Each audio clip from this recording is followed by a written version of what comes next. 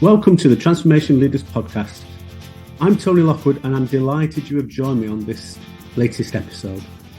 This podcast combines discussions with transformation leaders who openly talk about their experiences, both positive and developmental, along with recordings of the roundtable discussions that we host as part of the Transformation Leaders Hub, where we share and discuss best practices and world-class basics that you can quickly and easily deploy that will help you to deliver successful change and transformation. Please do subscribe to the show. You'll be the first to know about new episodes, and it really helps me to attract more guests onto the show for them to share their experiences with you. Scott Lockhart joins me on the virtual sofa today, and I'm sure you'll enjoy our conversation where we explore, amongst other things, the concept of servant leadership and how this approach improves performance and ultimately delivery of change. Let me introduce Scott to you now. Hi, Scott. Welcome to the Transformation Leaders Podcast. I'm delighted that you can join me today. On each of these podcasts, or all the previous episodes, we tend to start with an introduction to you. So if you could just give us a quick potted history on your career to date and answer the question how you first got into the world of change and transformation. Sure. So I've kind of ended up being a leader my entire life. It's just something I've done. I've always ended up in roles where, even if I didn't realize it at the time, I look back and I was like, I was just kind of leading people and stepping into roles where it was needed. And that's really kind of the story of what I've done. So I've got a bit of an accent. I'm from Australia originally. I left home when I was 18 to move to the United States, did university in the United States, moved back to Australia and started a hardware store in downtown Sydney with my dad and worked with him on that for many years. Met my American wife in Sydney and then moved back to the States about 21 years ago now. So I've been here 21 years. And in that time, really, the career history has been a wild one. I ended up in a very small town in Missouri, three hours from any major city, and ended up finding a job as the computer guy at the only company that was a national company in this small town. Within 3 weeks, I was COO of the company. And, this was a nationwide appraisal company, so I worked in the real estate space. Worked there for just about a year until I managed to get out of there and move to Norfolk, Virginia with my wife. There, I sold swimming pools because you got to pay the rent somehow, and managed to find my way into a job leading a division of what now is called Dominion Enterprises. Back then, it was called Trader Publishing. And it was a nationwide photography and virtual tour company. Did that for a while. Our biggest customer was Remax Greater Atlanta. Through the grapevine, I heard that they were looking for a CTO. Remax Greater Atlanta was one of the top 10 brokerages in the nation at that time, and huge, really huge. A lot of transactions, a lot of sales. So at that time, I got recruited to go down to Atlanta, and this is really where my adventure started in real estate, which is the industry that I've done most of my work in. Not as an agent, but on kind of on the technology side of things. Yeah.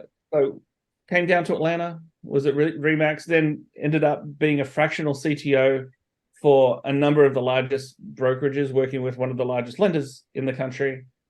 Then had some adventures in financial technology and consulting. So working for a company called North Highland, running the program where Wachovia and Wells Fargo advisors were integrated, and worked on that for a number of years. And then finally came back to real estate, where I now ran Showcase IDX up until recently for 11 years, with actually 2 successful exit events or acquisition events with that.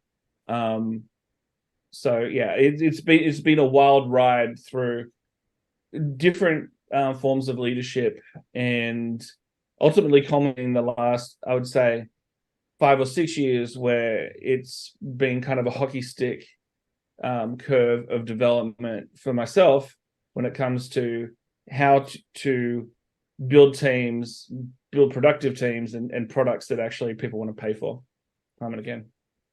No, great. Thank you for that, Scott. And I noticed the theme that was coming through this, and you started off you started off with the term leadership. It's been the common theme all the way through from that very early role with your dad and when you went over to the States. And I noticed on your LinkedIn profile, you talk about a proponent of servant leadership. Just want to explain a little bit about what you mean by servant leadership.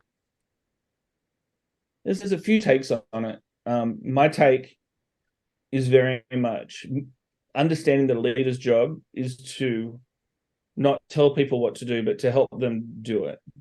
I think that the term that I use the most, that seems to resonate the best with the teams that I work with and build, is that my success is totally predicated on their success. So their success is my success. I, by myself, cannot be successful. I am just I'm just me. It's like having a head coach of a basketball team be expected to win all the games if he doesn't have a team that's functioning right. It's that kind of mindset. So how can I help other people be more successful? How can I help them develop their skills that is additive to the mission that we're on, that gets everyone on board and kind of carries us forward across the line? I like the sort of sporting analogy. I use them a lot. Just taking that a little bit deeper, though. So how do you go about doing that? How do you go about getting that team in a place where they really believe you and don't just see it as nice words? Sure. I mean, it's built over time. It's not one thing that happens at one point in time. It's not one single action. And that's where it's tough, because there's a lot of points which the rubber hits the road, and you have to deliver on the core values and the cultural tenets that you professed to embody, right? So one of my things was we grew the team in 2020. My company, Showcase RDX, was acquired by EXP World Holdings, which also owns EXP Realty, which is the fastest growing real estate brokerage in the world. Also in the United States, it is the largest by number of transactions as of last year, 2022. We grew the team from 5 people to 45 in about 18 months or so. And I was always the last interview. Doesn't matter what role it was. And really was a sniff test on cultural fit. And also to really go through what our culture was. And one of the things I did right there before they even started was, here's what we do. I want no surprises. So you tell me if you come in here and we don't do this, you need to let me know. And especially if it's me doing it, you really need to let me know. We didn't have any problems with that, because basically it was a challenge at the time. And we had some people who had really been on jobs, very, very talented people, really driven people that could never find the right spot. There was this one person we had, I think the longest they'd ever been in a place was 2 years, which was okay these days, especially people bounce around. We know that. But they said after they were hired, well, usually 6 months in, I'm already looking for my next job. I can tell you, I am so flawed that I came in here and everything you said sounded better than it could have. Like it sounded unreal, but you actually delivered on it. And that's how you build the trust. There's no like AI app or anything like that you can do and apply to it. It's basically, number one, being a genuine person and having that come across, and having that be something that you lean into and not actually shy away from, and seeing that as a strength, not a weakness. being kind and having some empathy there, especially even right up front in that first thing, and then following up with everyone like the week after they start, just like at the end of the week, like, hey, how's it going? Everything cool? Like, and then really what it comes down to, which embodies that too, but it's communication. And communication is the foundation for everything. It's why the larger the teams or businesses grow, the more dysfunctional they get, because communication breaks down. So it's understanding how you communicate, especially in a remote environment where you can facilitate conversations. Like, I don't have to be in every bloody conversation. I don't want to be in every conversation. That is not my job. I want to make sure that people are communicating, on the regular, have a framework for that communication, understand and learn, if necessary, how to communicate with their peers, and then make sure that we have a cultural underpinning that allows them to understand what the expectations of their role are, certainly the responsibilities and the accountabilities. But the expectation of communication is something that we added into kind of our job descriptions that really, really helped. Because we expect, if you see a problem, bloody well, tell us about it. If you have an idea, tell us about it, and we'll give you avenues to share that in a really constructive way. So at the end of the day, it comes down to communication, and good communication, consistently applied, builds trust. It builds authority, but the right type of authority. And I think that's where people think, oh, well, I'm a leader, I'm a manager, which I'm not a massive fan of that term. But you do develop authority, but really the authority is a reflection of the trust, should be a reflection of the trust that you engender and that you develop, not the fear. Because it's easy. Fear-based leadership is the easiest. Bad leaders use fear to motivate. It can be effective. Don't get me wrong. And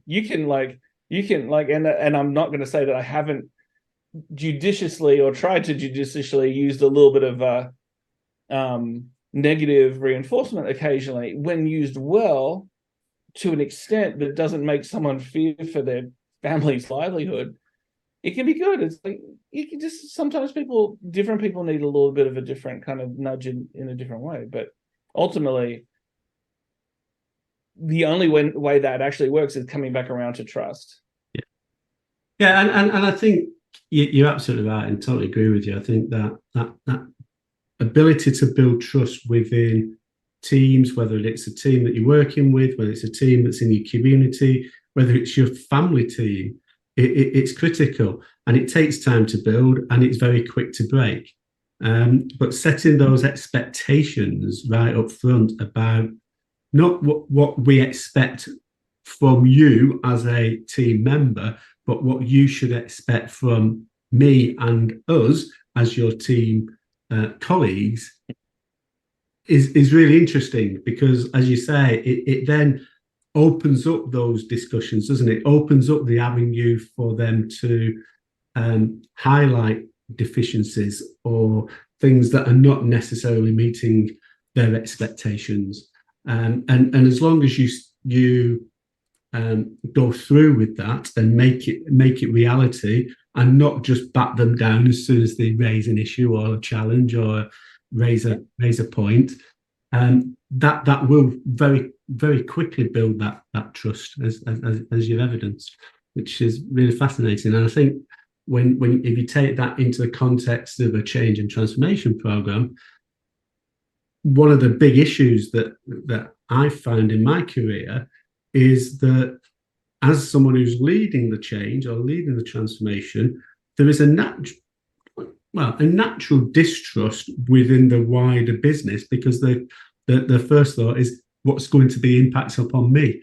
And that ability to be open and to communicate openly is something that, and I've certainly seen is a real differentiator with between programs that are successful and programs that are not. Which comes back. Sorry, go on. I'll just hop onto that point just very quickly. Is you mentioned change and transformation, but I think where the trust, all that is great, but actually having people understand what that change and transformation is, what the vision is, what the strategic objectives are, how you're going to get there, doesn't have to be how you get there doesn't have to be answered just by the quote unquote leader. No. That's why you have a team of people who can contribute. But I do think that where a lot of these teams, a lot of leaders really, especially some of the leaders that I've dealt with in my career, where they have had a shortcoming is they think if they say something once, it's enough. And they're like, well, I told you once, that should be enough, right?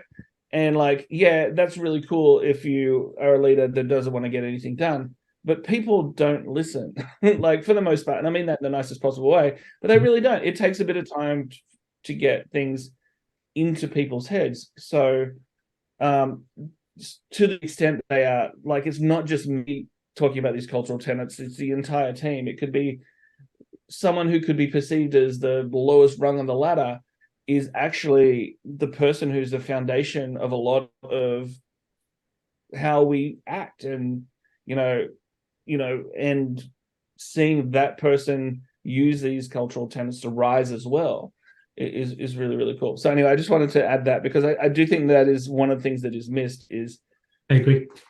Typically, I had to say something until I was sick of it. Like if I'm starting to feel like I am being a broken record and just repeating myself over and over again, I probably just started to get the message through. So I need to probably continue to go through. Absolutely, totally agree. And having that consistency of message is critical. Oh yeah. Because people will. I totally agree. It takes a lot of time for people to get that understanding or that acceptance. So you need to communicate regularly and have a consistent message. But what they will pick up very, very quickly, I find, is inconsistencies in that message. And that can very quickly derail a program. But one of the things that you were just saying there brings me back to that sporting analogy, really, because the best sports the best coaches in sporting teams always put out on the pitch a whole team of leaders, and it might be a leader in soccer or in football in the UK, might be a leader from a defensive position or from a midfield position or from a forward position, and it's the ability of those leaders to actually deliver that message on the pitch when they've left the changing rooms.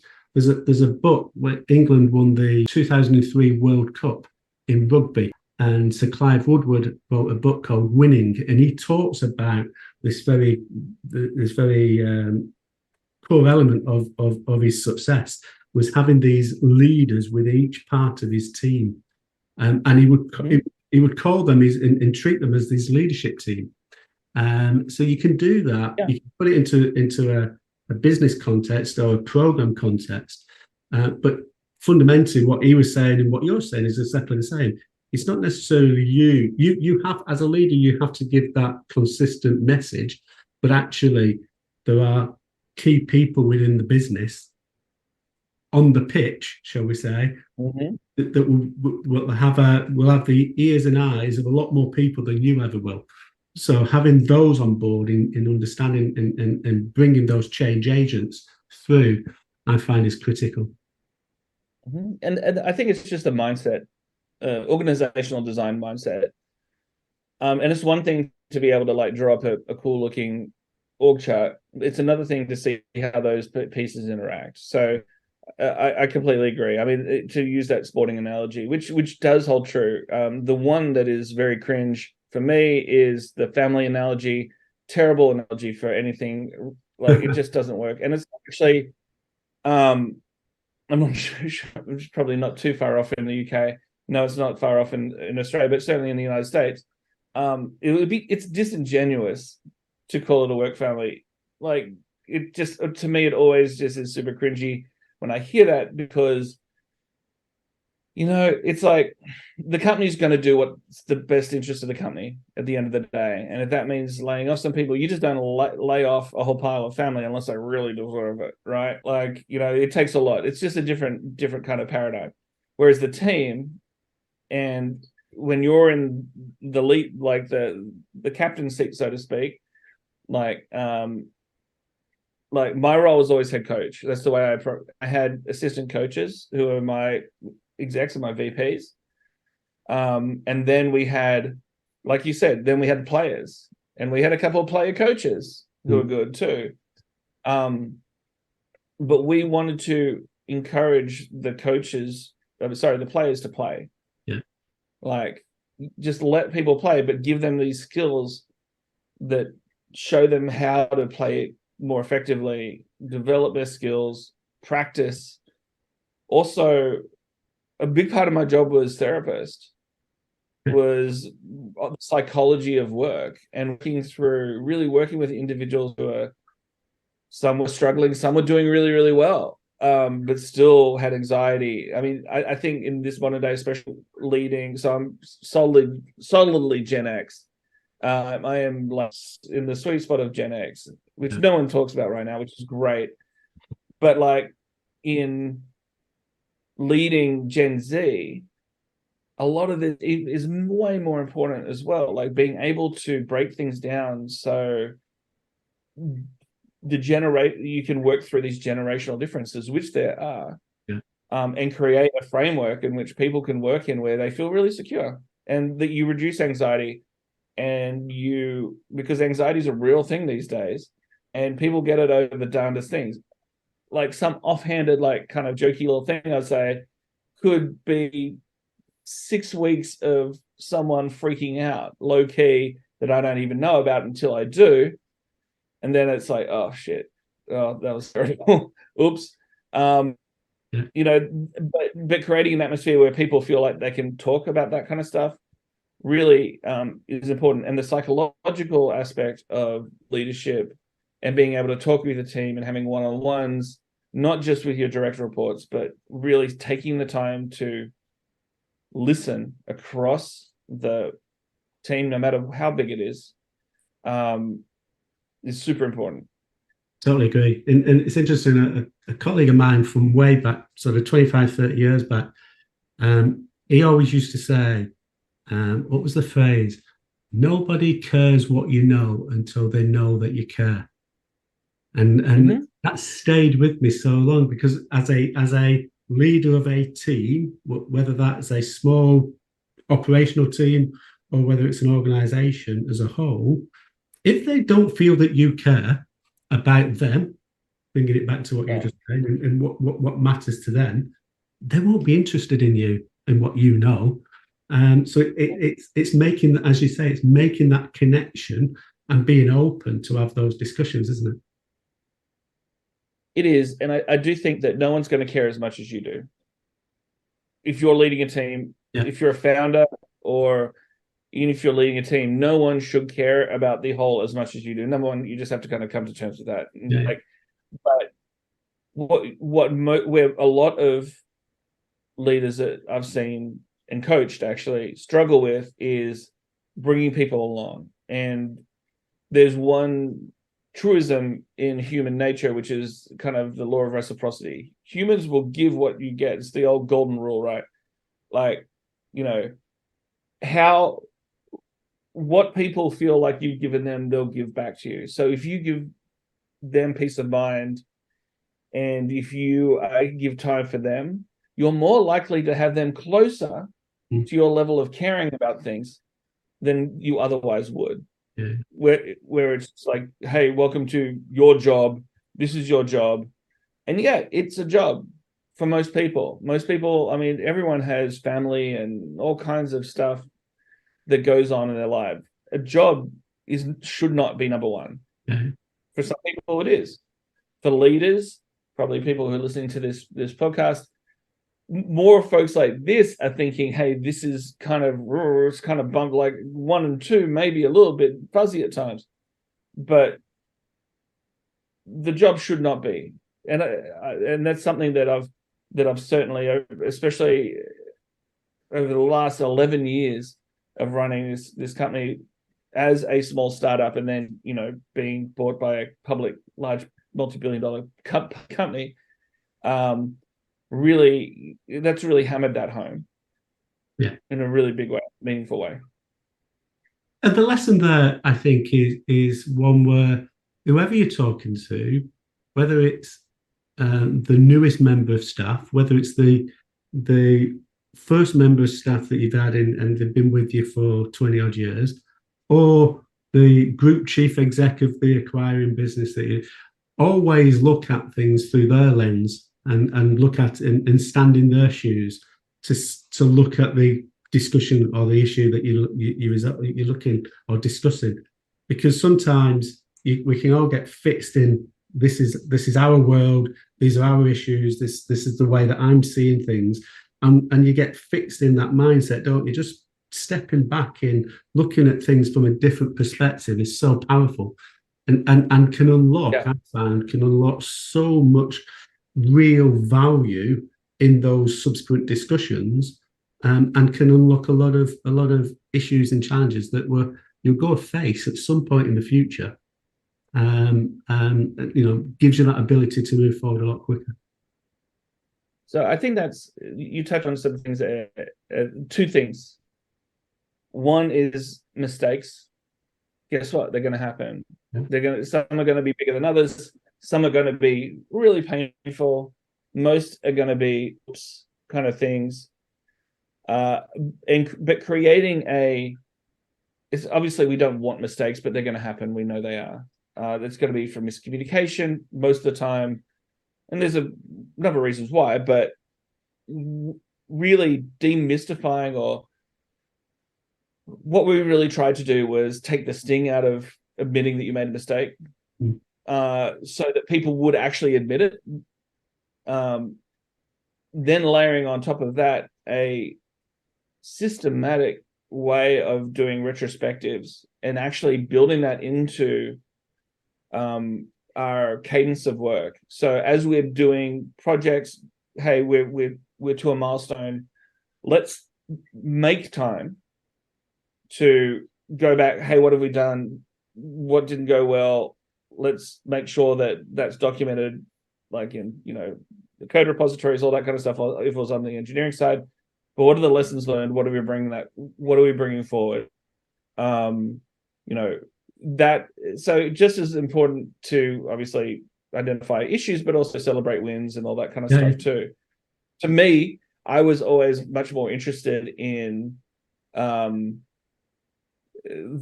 mistakes and learning from the mistakes and not repeating those mistakes than the wins. I actually get a lot more of a sense of achievement, and like where I get kind of my juice from is actually fixing things.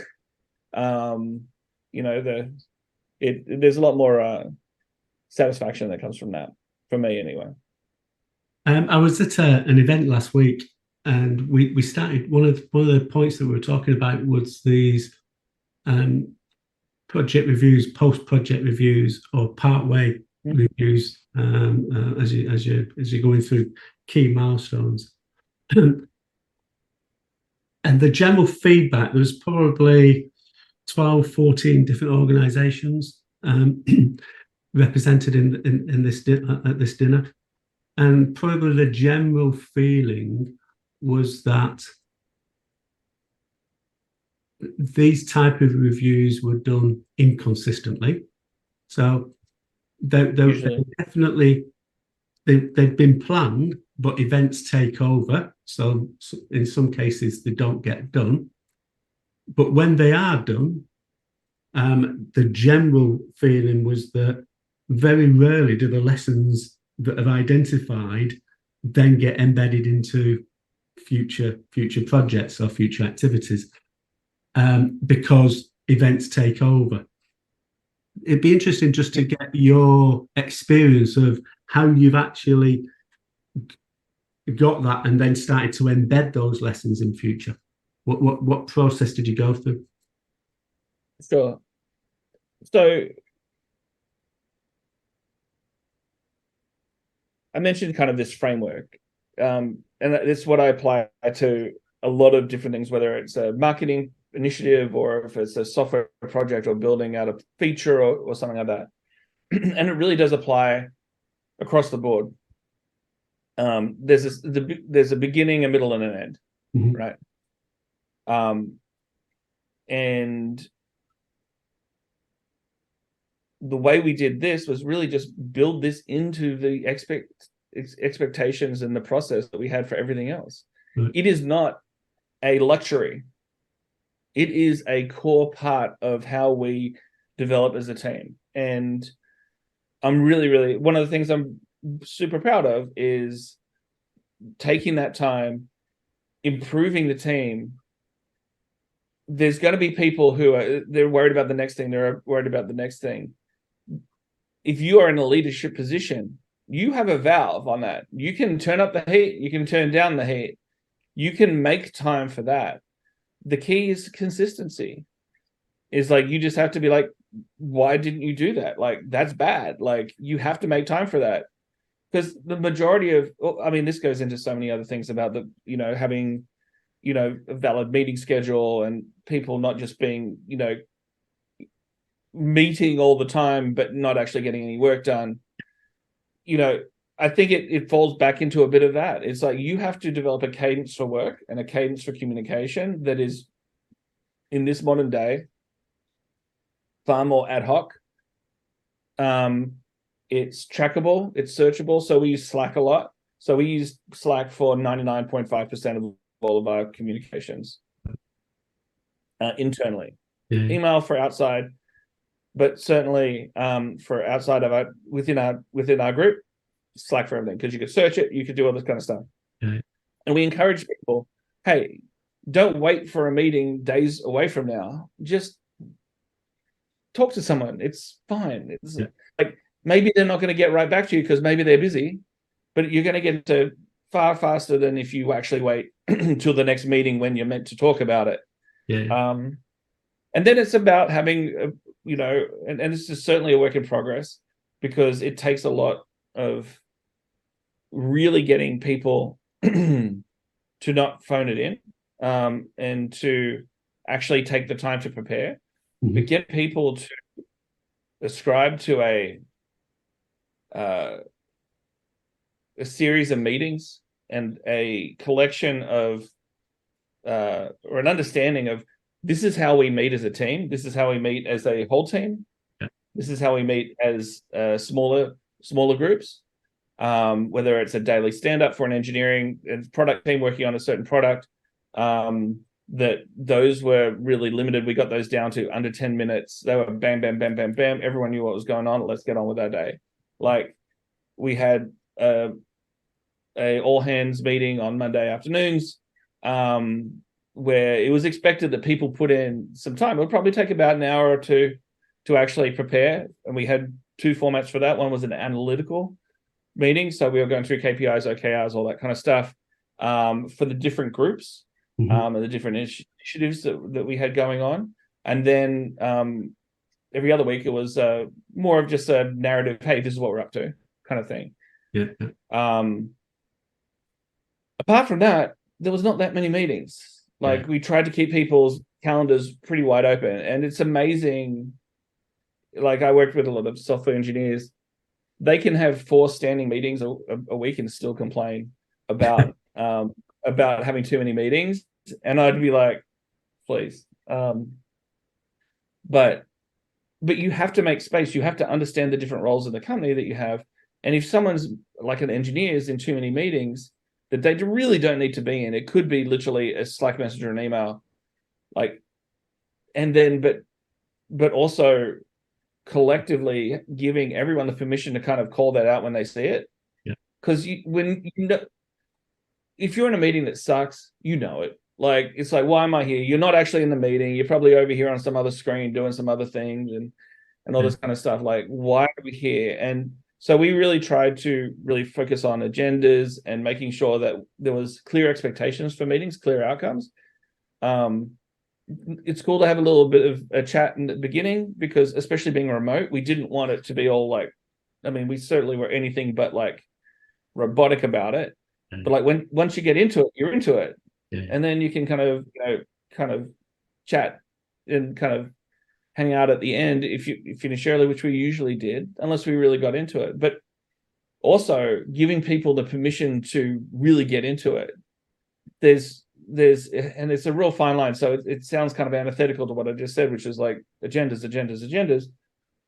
But it's also knowing when to break your own rules. Mm-hmm. So like if you're into something, you've got people, it's like, no, we're talking about this. Let's grab this person. Hey, are you available right now? Yeah, come into this conversation. Shit, if we can figure out something in 2 hours that otherwise would have taken 2 weeks, potentially 2 months, based on, oh, well, this person's out and then this person's in, and we're going to have to wait another few days to have this conversation. No, let's get it done now. Everyone's going to feel good.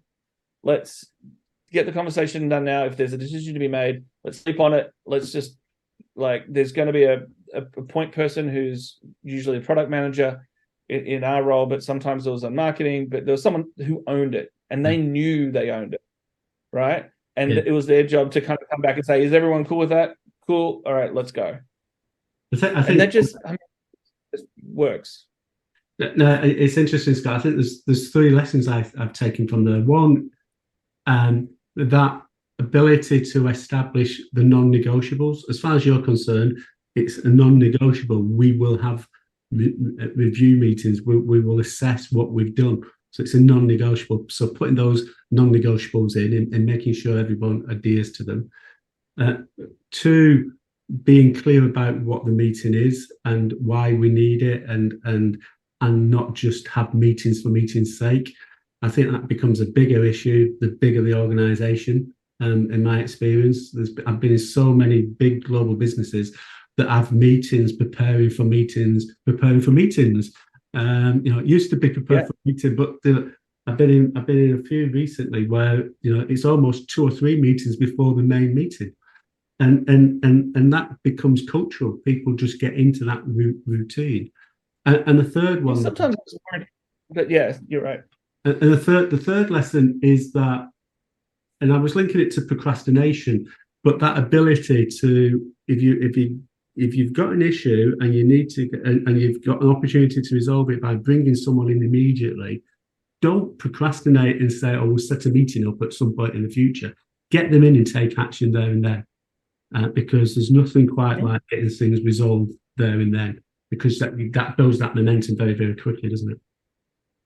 Yeah, absolutely. I mean, things rarely get better if you ignore them, right? And, whether that's interpersonal relationships, it's being able to have really honest, respectful conversations with people if they're not getting along.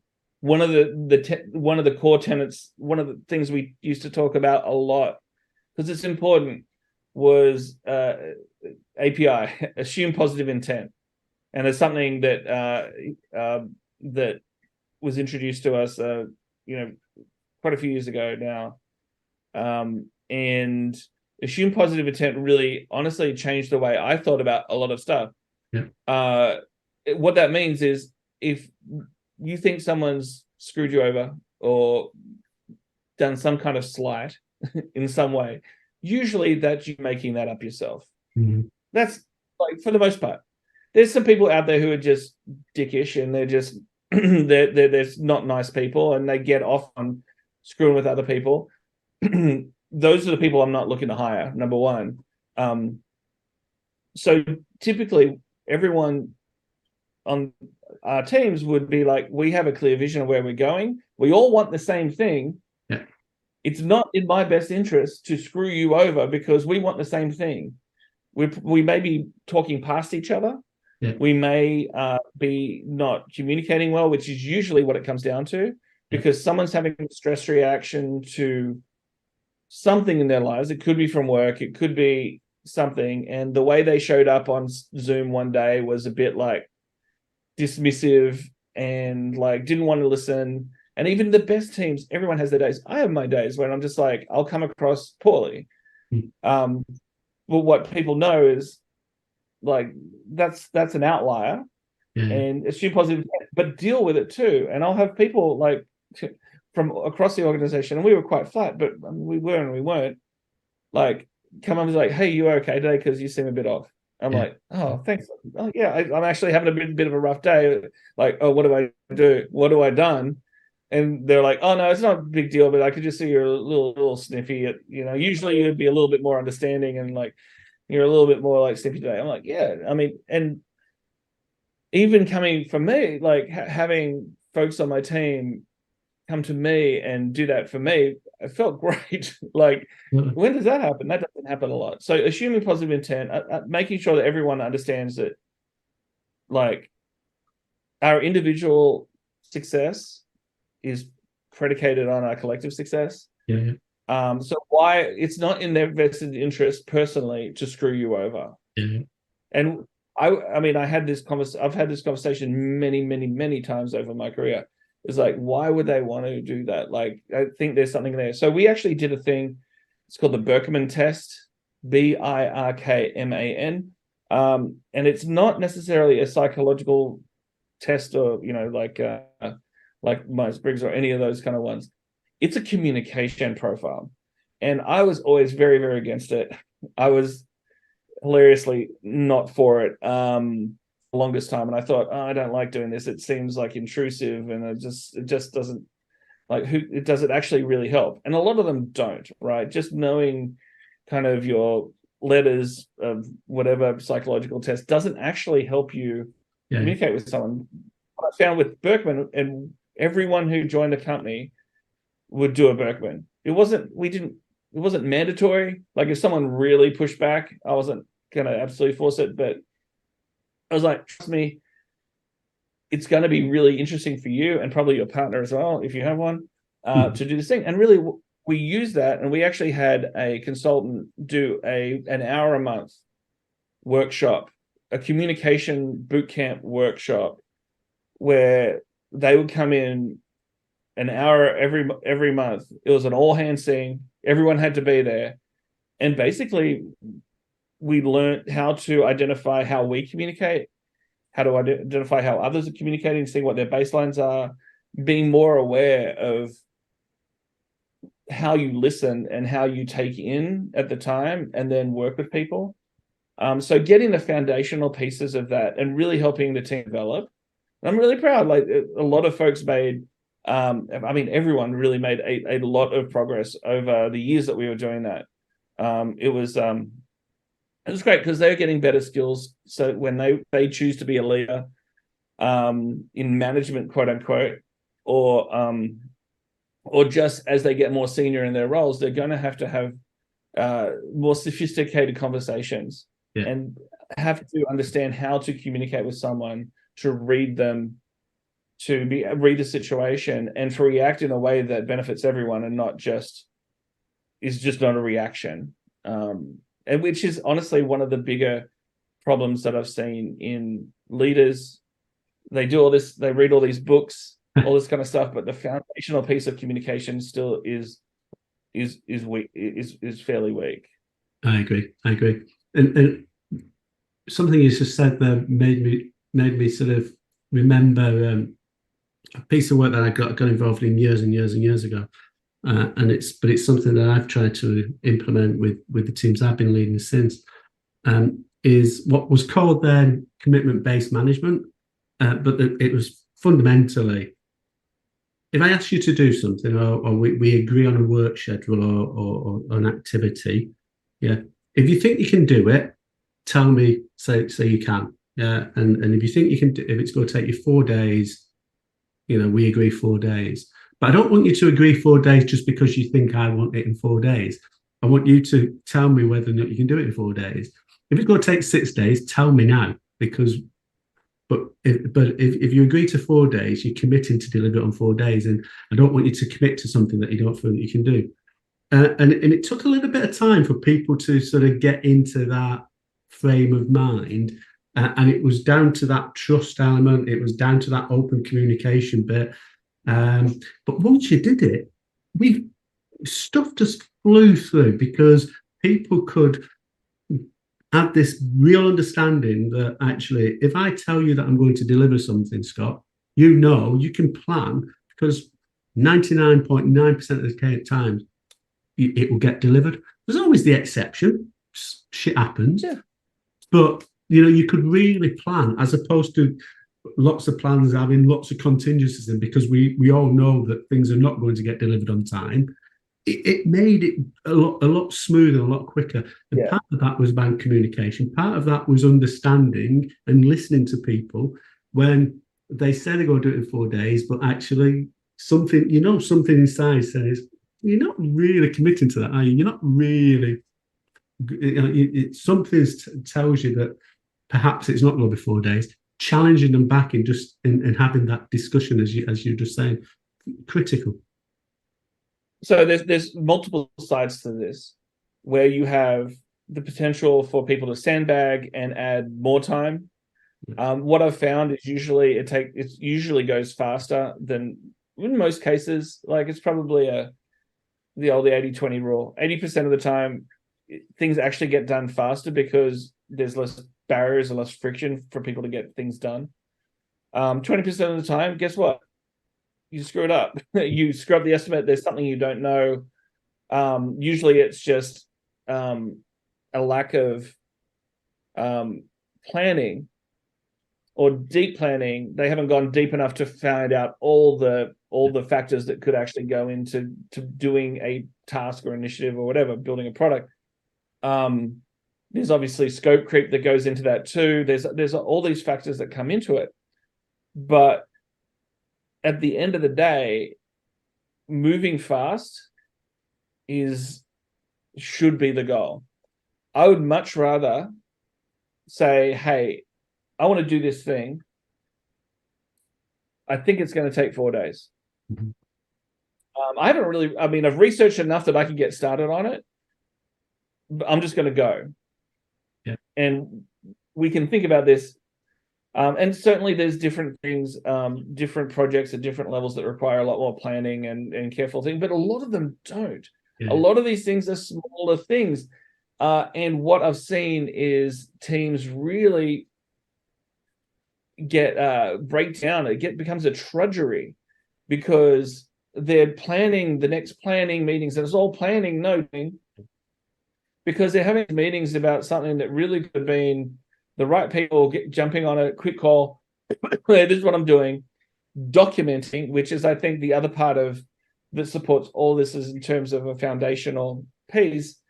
As much as communication is foundational, even underneath that is documentation, and making sure that people have something that they can actually point to, that is in writing, that all the stuff that we've talked about in this podcast is in that document. Yeah. Is there. So that is, to me, really, really crucial. So documenting things enough and then trying it out, prototyping, testing, rapid prototyping. And that's just not a product thing. That's not a software development thing. That's anything. Get out and try it. Yeah. See how it goes, and then come back to me. If you said it was 4 days, it ends up being 8 days, and there's reasons, I'm good with that. Yeah. If there's reasons, because it was always going to take 8 days, you just screwed up on the estimate. Absolutely. Scott, great conversation. I've just noticed the time. It's always a good sign that you lose track of time. So always a good sign. We tend to finish these podcasts off with a standard question. And that question is, if you had to sort of boil down all your experience into one core takeaway today that we can leave the listeners with, what would that one takeaway be for you? Leadership, organizational change, transformation is predicated on one thing, and that's communication. Work on communication. Yeah. That's it. I mean, it's as simple as that. I would have been surprised if you'd said anything else after the last 50 minutes of conversation. So once again, thank you very much, Scott. It's been delightful to have you on the pod, and good luck. Cheers. Cheers, Scott. A great conversation, a typical no-nonsense Aussie-style discussion. I'm sure you'll agree. I trust that you have found this episode insightful, and my wish is that you have found at least one nugget that you can take away, consider and deploy into your life, both business and potentially personal. This show is sponsored by the Transformation Leaders Hub, an exclusive community for those working in change and transformation. If you wish to check out the community, please go to www.thetransformationleadershub.com and sign up today and join your peers from around the globe. If you've enjoyed the show, please do subscribe and leave us a 5-star rating. It really does help us to share the message with a wider audience. Also, feel free to reach out to me if you have any questions or indeed thoughts on a future episode. My contact details are in the show notes. Once again, thank you for joining me today, and I look forward to sharing more episodes with you in the near future. Bye for now.